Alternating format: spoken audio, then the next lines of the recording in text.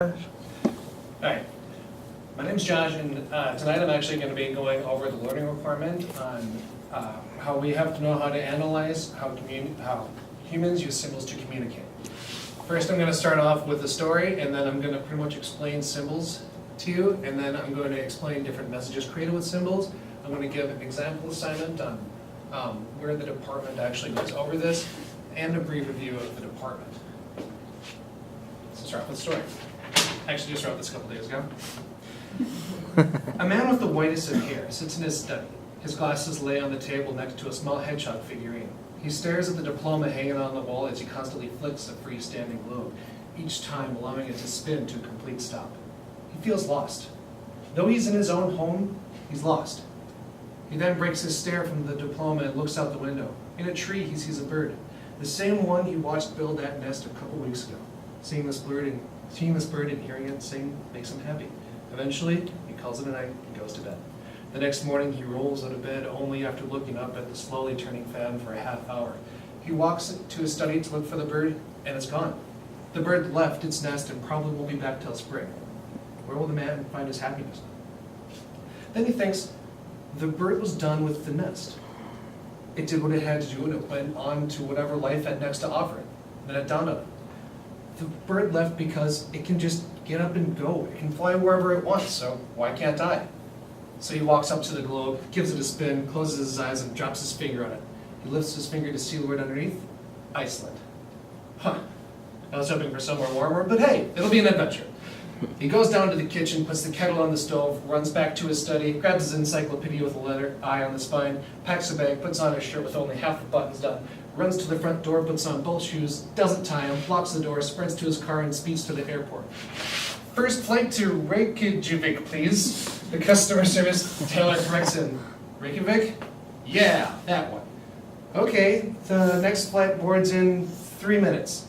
I can make it. He hurries through security, shaken with anticipation like a dog waiting for a ball to be thrown. Once he's through, he darts off, running faster than he's ever ran before. He finally makes it just before the gate closes. His excitement doesn't allow him to get a blink of sleep on the flight over. Now he's there. He made it. As he shuffles his feet out the doors of the airport, dragging his bag behind him, he takes in the view and thinks, crap, I left the stove on. That's good. Now, Okay. in that story, think about this. Let's pull out that word right there. Imagine. I was able to make you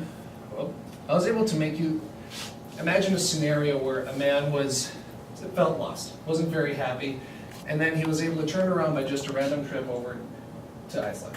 Also, if we pull it out, we have the word image. I was able to paint an image for you. I was able to make you see a man that was probably in his late middle ages or early senior years looking for something to do, and you're able to just picture him running through the house trying to get ready for this trip.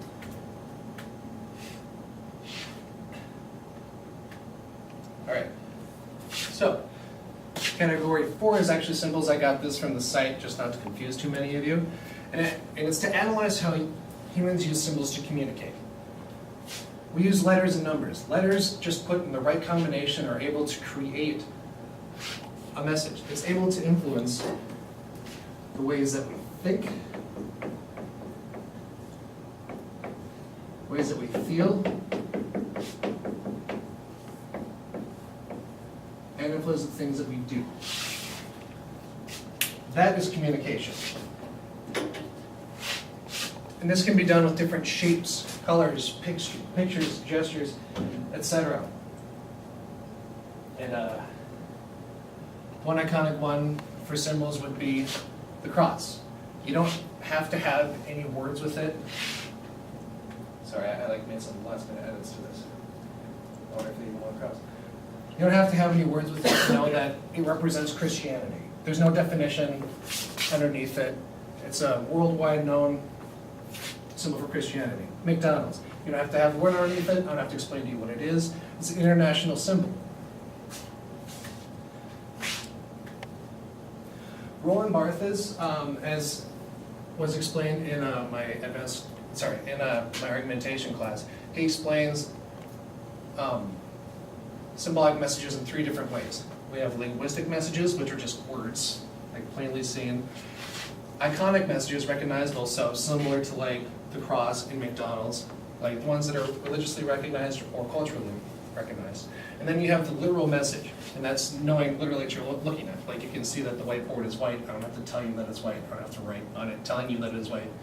You know it's white.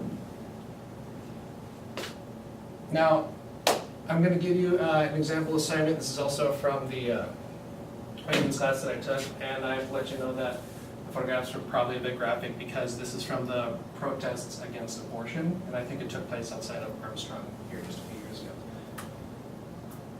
So, it's the Genocide Awareness Project. You'll see that they have different photos of the Nazi police, or the SS, the KKK, and Planned Parenthood.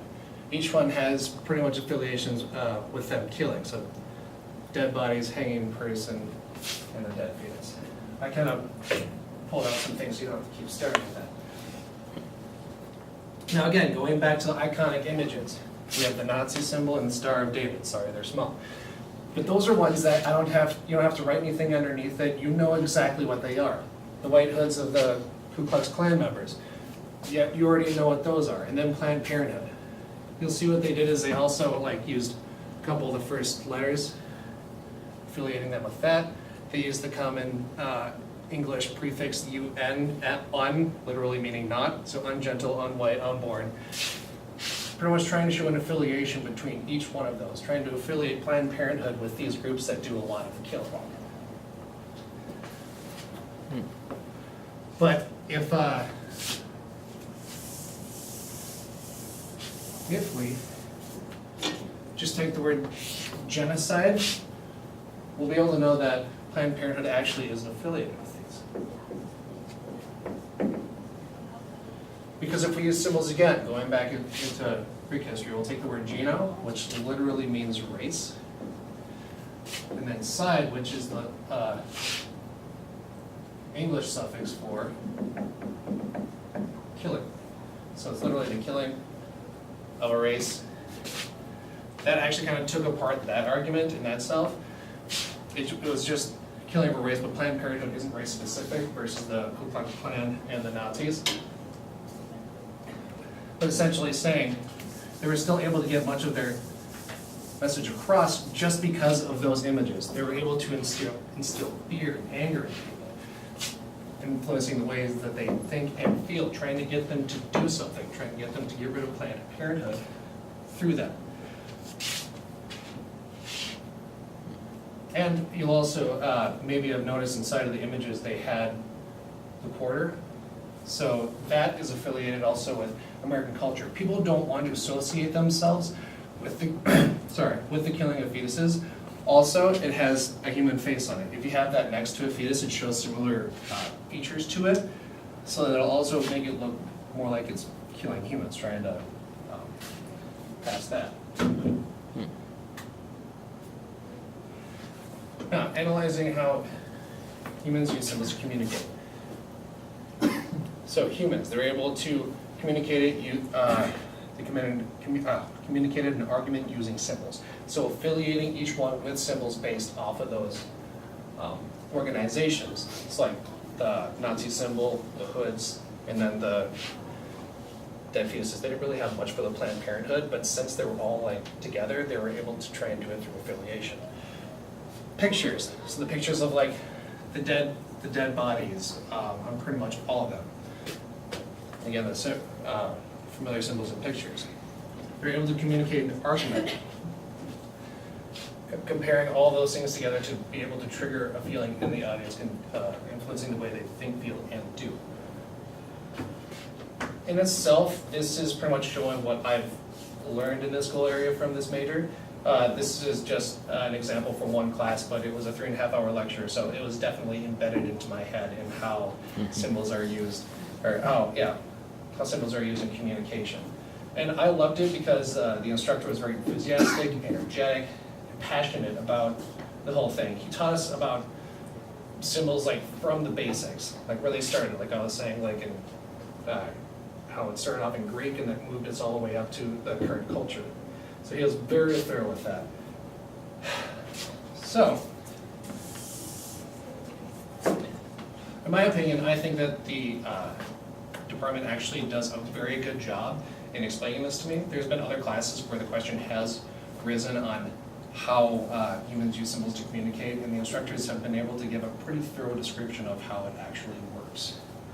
That's all I have for today. Thank you for listening. Okay.